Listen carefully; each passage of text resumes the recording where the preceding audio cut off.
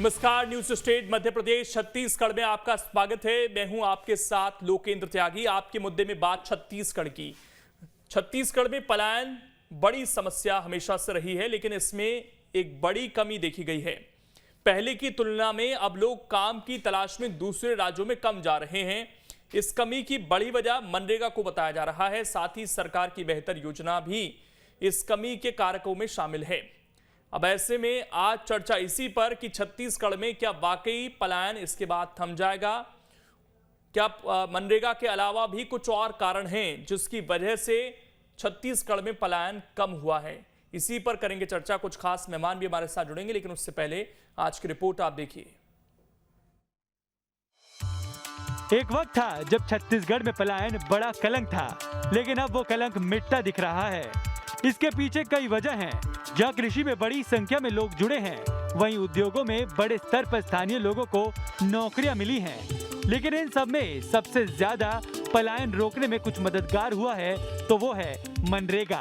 आंकड़े बताते हैं कि 2020-21 में प्रति परिवार औसत 60 दिन काम मिला। मनरेगा में काम देने का राष्ट्रीय औसत 52 दिन का है। 2019-20 में प्रति परिवार 56 दिन काम मिला था। 2018-19 में 57 दिन रोजगार उपलब्ध कराया गया था। दरअसल प्रदेश में 80% आबादी खेती मजदूरी पर निर्भर है। फसल कटने के बाद लोगों को रोजगार की जरूरत होती है। ऐसे में मनरेगा ने लोगों को पलायन से रोकने में बड़ा रोल अदा किया है। प्रदेश में मनरेगा को शुरू हुए 16 साल हो चुके हैं और आंकड़े बताते हैं कि 16 साल में 25,463 करोड़ 66 लाख रुपए मिले, जबकि 185 करोड़ 26 लाख मानव दिवस पर रोजगार मिला। पिछले 2 साल में 30 करोड़ 6 लाख मानव दिवस रोजगार सृजन हुआ। Centre for measuring Indian economy की रिपोर्ट के मुताबिक प्रदेश में बेरोजगारी दर राष्ट्रीय दर से भी 1/4 रह गई है। मौजूदा समय में प्रदेश की बेरोजगारी दर 2.1% है, जबकि राष्ट्रीय स्तर पर यह आंकड़ा 7.91% है। छत्तीसगढ़ पलायन बड़ी समस्या थी, लेकिन अब ये समस्या कम होती दिख रही है। बताया जा रहा है कि प्रदेश में कोरोना काल में उद्योग धंधे कम प्रभावित रहे, जिससे लोगों को काम मिलता रहा। वहीं प्रदेश सरकार की नीति की वजह जैसे लघु वनोपज की सरकारी स्तर पर खरीदी जैसी योजनाओं को प्रदेश की जनता को लाभ दिया गया। इससे प्रदेश से पलायन में कमी आई। Team news state.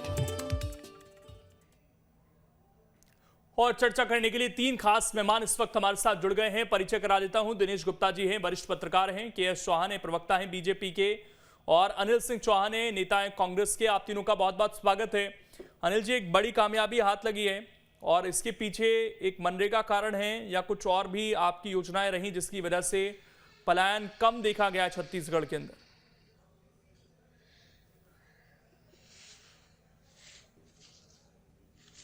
देखिए लोकेन जी, मनरेगा एक कारण रहा है कह सकते हैं आप, लेकिन छत्तीसगढ़ में जो पलायन रुका है, जो लोगों को रोजगार मिला है, इसका बड़ा कारण सिर्फ मनरेगा नहीं है। यहाँ के माननीय मुख्यमंत्री भूपेश बघेल जी के नेतृत्व में जो कांग्रेस की सरकार है, उसने किसानों की कर्ज माफी की।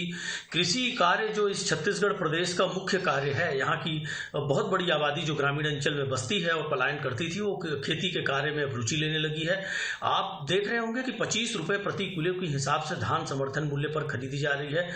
लगभग 22 से ऊपर वनोपज को अब समर्थन मूल्य दिया जा रहा है। चाहे 4 चिरौंजी हो, चाहे वन क्षेत्र में अन्य उत्पादन की चीजों हो, सबको सरकार समर्थन मूल्य पर खरीद रही है।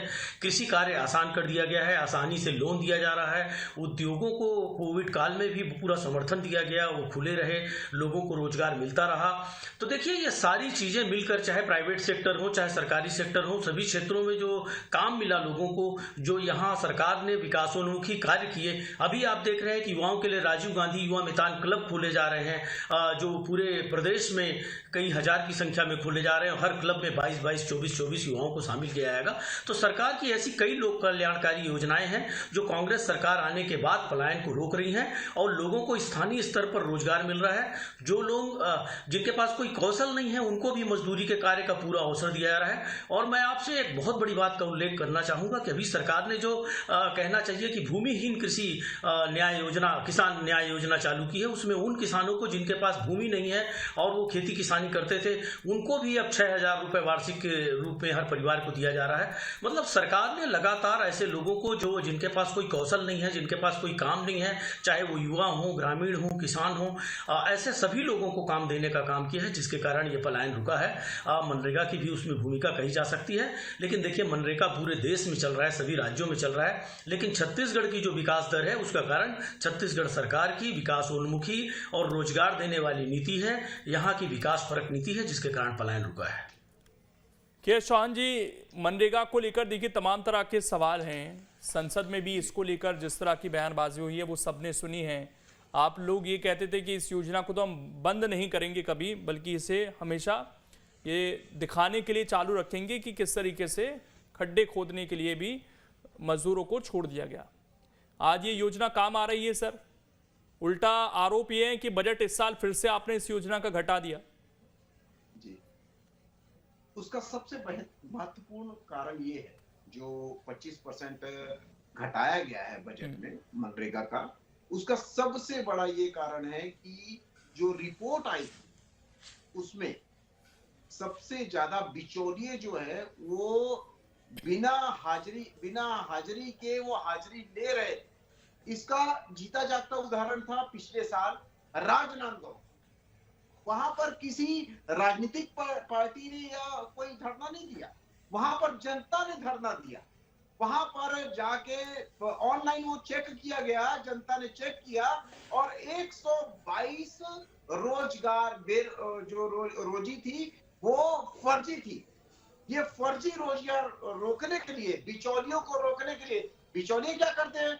बिचौलिए बोलते हैं कि हम आपके नाम से पैसा दिलवाएंगे, आप हमारे को कैश दे दीजिएगा, आपको काम पे जाने की जरूरत नहीं है। ये सब चीजें आंकड़े निकाले गए और वो जो सरपंच था जो ये करवा रहा था, वो उसके ऊपर कोई कार्रवाई भी नहीं की। मजे की बात तो ये है, क्यों नहीं की गई? क्योंकि वो कांग्रेस पार्टी का था।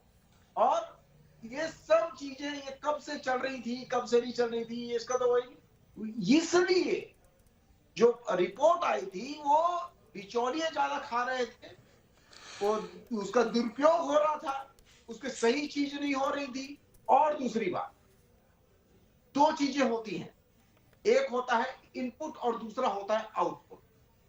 इनपुट तो केंद्र सरकार कर रही है, करोड़ों रुपए लगा रही है, जो कि 2014 में यूपीए सरकार ने 35,000 करोड़ मनरेगा में खर्च किया था। आज 2020-21 में भारतीय जनता पार्टी ने 1,11,000 करोड़ रुपए खर्च किया है, लगभग 4 गुना।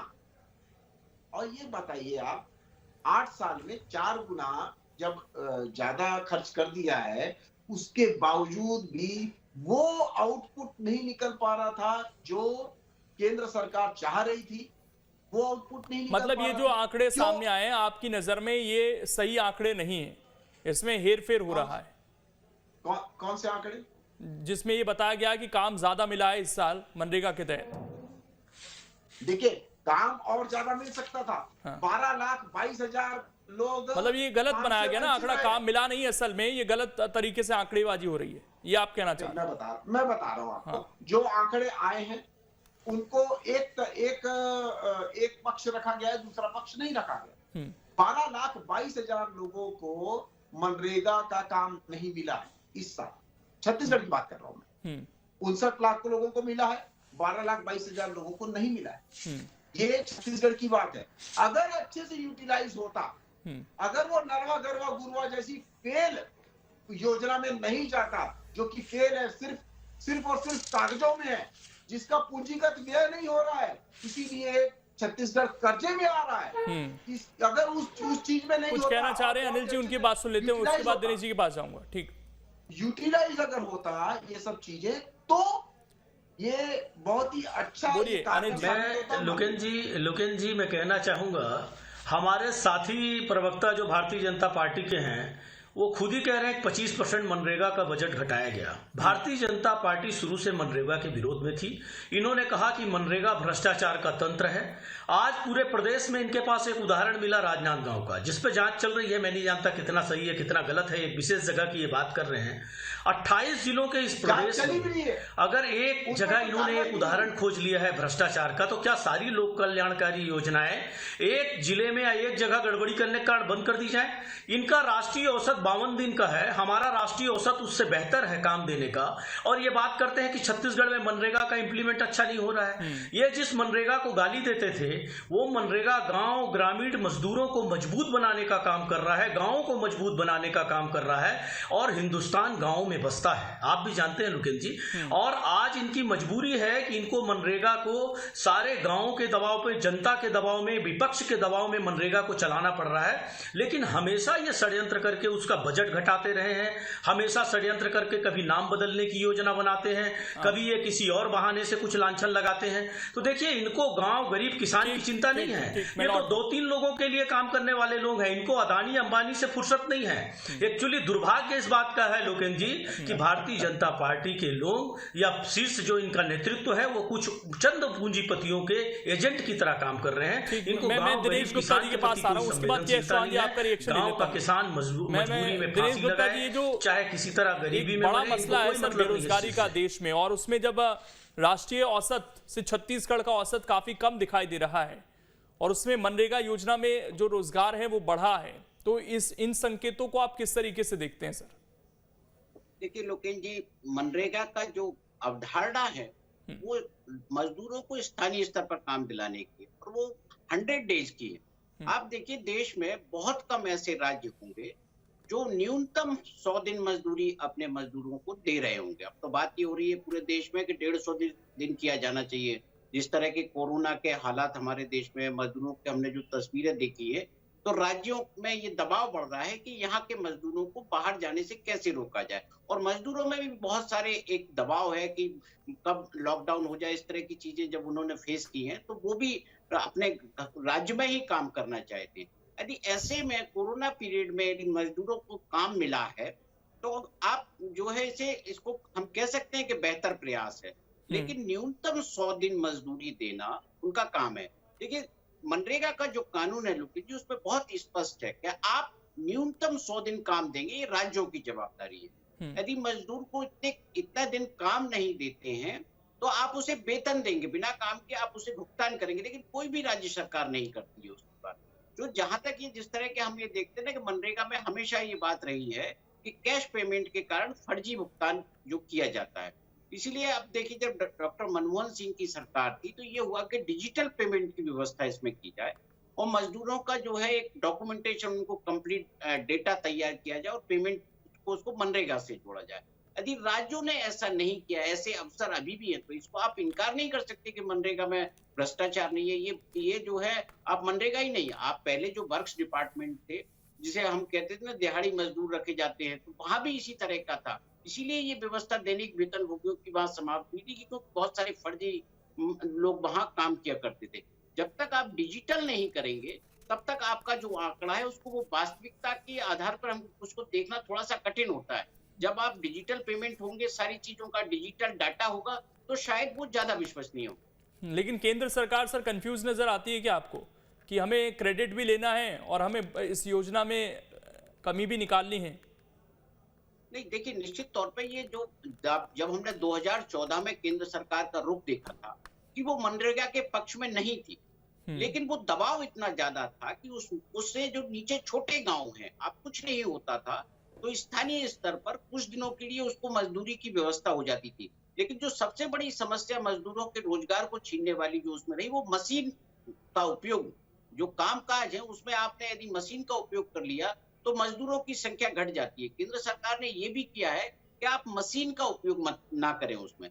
जहां मजदूर से काम हो सकता है, वहां मजदूर से काम करें। लेकिन हम ये देख रहे हैं, जहां बड़े ठेके हो रहे हैं, वहां बड़ी बड़ी मशीनें लग रही है, और मजदूरों को जो भुगतान है उसको लेके भी एक समस्या है। राज्यों में ये समानता नहीं है कि सारे राज्यों में एक जैसा वेतन मिलता हो। यदि छत्तीसगढ़ से ज्यादा वेतन दूसरे राज्यों में मिलेगा, तो मजदूर जाएगा वहां, काम की तलाश में नहीं जाता। वो जैसे छत्तीसगढ़ का मजदूर है या झाबुआ का मजदूर है, उसकी अन्य राज्यों में वहां उनकी मांग काफी होती है, क्योंकि वो जिस तरह से काम करते हैं प्रोजेक्ट पर, तो और वहां उनको पैसा भी ज्यादा मिलता है, इस कारण भी वो वहां जाते हैं। ठीक। अनिल जी, सवाल ये है कि इसमें कमियां तो हैं सर बहुत सारी, और इस बात से भी इनकार नहीं किया जा सकता है कि जो काम मजदूरों को करना था वो कम समय में मशीनों से कर लिया गया और उसका फर्जी भुगतान कर दिया गया।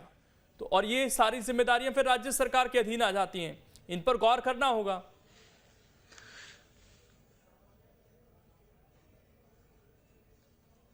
लोकेन जी, आज हम डिजिटलाइजेशन के ज़माने में जी रहे हैं।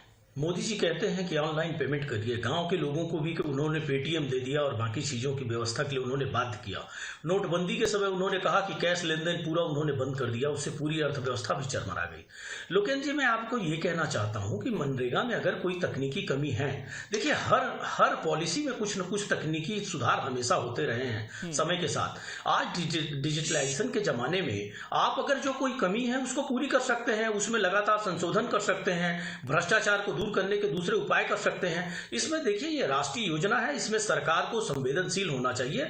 जैसे नरसिम्हा राव जी जब इस योजना को लेके आए थे और मनमोहन सरकार ने जब इस योजना को बल दिया, देखिए ये मनरेगा सिर्फ एक रोजगार देने का माध्यम नहीं है, ये पंचायती राज व्यवस्था को भी मजबूत करने का एक तरीका है। ग्राम पंचायतों का उन्नयन मनरेगा के माध्यम से होता है, जब गांव का स्थानीय स्तर का व्यक्ति गांव के उन्नयन के लिए कार्य करता है। इसको संजीदा होने का विषय है। देखिए लोकेन जी, केंद्र सरकार कहीं ना कहीं मनरेगा जैसे जो जन लोक कल्याणकारी योजनाएं हैं, इनको लेकर संवेदनहीन है। उसके पास कुछ भी ऐसा सर्वे नहीं है, वो कमी मंगा लेते हैं, उसके बाद बजट 25% काट देते हैं। ये उसकी संवेदनहीनता का सबसे बड़ा उदाहरण है। मेरा कहना है लोकेन जी कि उनको ये चाहिए था कि वो बजट बढ़ाते और तकनीकी खामियों को दूर करने के लिए और अच्छे नियम बनाते और अच्छे एक्सपर्ट्स को बैठाते कि कैसे हम इसको और पारदर्शी बनाएं, भ्रष्टाचार को दूर करें। और रहा मशीनों का सवाल, तो निश्चित रूप से पूरे हिंदुस्तान में अगर मनरेगा में मशीनों के काम को रोक है कि 50% मजदूरों से ही काम होगा, वो मजदूरों का काम मजदूरों से लिया जाना चाहिए। छत्तीसगढ़ सरकार इसके लिए बहुत संवेदनशील है और पूरी तरह से वो इसकी मॉनिटरिंग कर रही है कि कहीं मशीनों से काम ना होने पाए। अगर कहीं शिकायत आती है तो उस पर कार्रवाई भी होती है। और मैं आपको बताना चाहूंगा कि जो राष्ट्रीय बेरोजगारी की दर है आज, उसकी छत्तीसगढ़ में, जैसा कि आपके चैनल ने भी बताया कि 1/4 नहीं है छत्तीसगढ़ में, उसका कारण ही मनरेगा एक प्रमुख उसमें योजना है। साथ ही साथ किसानों के लिए, ग्रामीणों के लिए जो अन्य योजनाएं चल रही हैं, वो छत्तीसगढ़ सरकार की उसके कारण आज ऐसी स्थिति है कि छत्तीसगढ़ राष्ट्रीय विकास में एक बहुत बड़ी भूमिका अदा कर रहा है। केंद्र सरकार को हमारे छत्तीसगढ़ मॉडल को स्वीकार करना चाहिए और गांव के किसान, ग्रामीण और युवा जो गांव के बेरोजगार हैं, उनके उन्नयन के लिए, उनको मजबूत बनाने के लिए काम करना चाहिए। के.एस. चौहान जी, देखिए केंद्र सरकार इसमें अपनी स्थिति क्लियर रखती है क्या कि हमें योजना बंद करनी है, इसमें फर्जीवाड़े हो रहे हैं तो इसलिए बंद करनी है, या इसका बजट घटाना है, या इस योजना को चलाना है और बेहतर करना है, जो लूप होल्स हैं उनको दूर करना है? मंशा साफ है आप लोगों की, या कंफ्यूजन है कि ये कांग्रेस की समय की योजना है, इसमें ध्यान नहीं देना इतना? अगर मंशा साफ नहीं रहती लोकेन जी, अगर मंशा साफ नहीं रहती तो 35,000 से 1,11,000 करोड़ कर दिया जाता सिर्फ 8 साल में। जो ये कांग्रेस के प्रवक्ता बोल रहे हैं उसका मैं जवाब पहले ही दे चुका हूँ। 35,000 महंगाई तो आपने 10 गुना कर दी।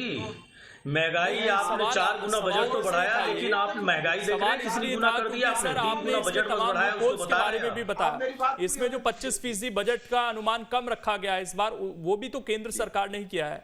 तो मैं तो अब की परिस्थितियों को लेकर पूछ रहा हूं सर, अब की परिस्थिति क्या है कि योजना बेहतर है, काम मिल रहा है, या इसमें लूप होल से गड़बड़ियां हो रही हैं? मैं तो वो जानना चाहता हूं। बिल्कुल, ये काम बढ़ रहा है और आगे और बढ़ेगा, क्योंकि जो भारतीय जनता पार्टी की सरकार है, केंद्र की सरकार है, वो सिर्फ प्रोडक्शन पे ज्यादा फोकस कर रही है। वो विकास पे बहुत ज्यादा कंसंट्रेट कर रही है। आज 2014 से पहले आप ले लीजिए तो 70,000 किलोमीटर सिर्फ रोड्स बनी हुई। अदानी अंबानी के विकास 2014 से नहीं, ये आप एक मिनट, टोका टाकी नहीं सर, अनिल जी टोका टाकी नहीं। आप लोग के पास और कुछ नहीं बोलने के लिए, इस वजह से 2014 से लेकर 2021 तक 50,000 करोड़। लोकेन जी, अदानी जी एशिया के सबसे बड़े पूंजीपति बन गए हैं। आप हाथ उठा सकते हैं सर, मैं मौका दे दूंगा आपको। आप काउंटर कर लीजिएगा सर, प्लीज एक ही बात पूरे होने दीजिए। बात नहीं देने लगे। या अडानी और अंबानी के बीच में अपन वो ये कर लेते हैं। मैं आ रहा हूँ सर आपके पास, ठीक है, आपको काउंटर करने का मौका दूंगा। जल्दी से आप के चौहान जी बात पूरी कर लीजिए। 50,000 किलोमीटर की इस समय रोड बनी। 2014 से पहले लगभग 200 साल पहले से 200 साल में 70,000 किलोमीटर बनी। इन 7 सालों में 50,000 किलोमीटर बनी और अगले साल 25,000 किलोमीटर बनने वाली है। प्रोडक्शन पे हम लोग सबसे ज्यादा ध्यान दे रहे हैं, उसमें मशीनें लगाएं या कुछ भी लगाएं, कुछ भी करें, लेकिन मनरेगा का काम दिन ब दिन बढ़ जा रहा है और भी बढ़ेगा। लेकिन हमारी अगर बढ़ेगा तो फिर बजट कम कैसे होगा सर? मैं तो वही जानना चाह रहा हूँ। उसी पे आ रहा हूँ लोकेंद्र जी। हमारी सिर्फ इतना कहना है कि जो पैसा है, वो पैसा हिंदुस्तानियों का है, वो हिंदुस्तानी के एक एक आदमी का है, किसी सरकार का नहीं है, किसी न केंद्र सरकार का है न राज्य सरकार का है, हिंदुस्तानियों का पैसा है। और वो पैसा सही ढंग से लगना चाहिए, उसमें चोरी नहीं होनी चाहिए, इसलिए ऑनलाइन की व्यवस्था की गई है। ऑनलाइन किसी भी चीज का शुद्ध रूप जो होता है उसका सूक्ष्म रूप होता है। आप ये बताइए कि कैश में ज्यादा तो अब सही हाथों में पैसा जा रहा है, अब सही हाथों में पैसा जा रहा है जी। आप तो इसका मतलब ये है कि जो वो 25% बजट था वो पहले गलत हाथों में जा रहा था, आप ये कहना चाह रहे हैं, इसलिए उसको कट कर दिया गया। मैं ये कह रहा हूं कि जैसे जैसे आप कैश से ऑनलाइन होते जाएंगे, डिजिटल होते जाएंगे, वैसे वैसे आपकी व्यवस्था सुधरते जाएगी और जहां पर जो फर्जीवाड़ा है वो कम होते जाएगा। इस वजह से, लेकिन उसके बावजूद भी जैसे छत्तीसगढ़ मतलब आप चलिए मैं एक और सीधा सवाल पूछ लेता हूँ के चौहान जी आपसे, मनरेगा की जरूरत अभी है भारत के अंदर? बिल्कुल है, बिल्कुल 100% है, क्यों नहीं है?